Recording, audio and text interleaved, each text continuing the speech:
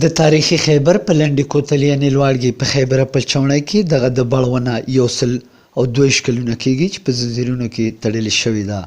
په کال 1898 کې یو انګریز افسر چې جیمز ګویډ نومېدو د شرابو څښلو نه وروسته په چمن کې ناست و چې یو دم ورته محسوسه شوه چې دغه د بړونه هغه طرف ته روانه ده او ورباندې حمله کوي.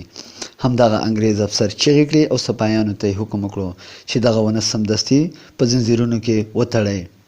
د انګریز افسر د حکم سره سم سپایانو دغه ونه په زنځیرونو کې وتړله او تر اوسه په زنځیرونو تړلې شوې ده او ورباندې یوه تختې لګېدلې چې په انګریزي کې پرې لیکلي I am under arrest چې زه یو بندي شوی ونه یم.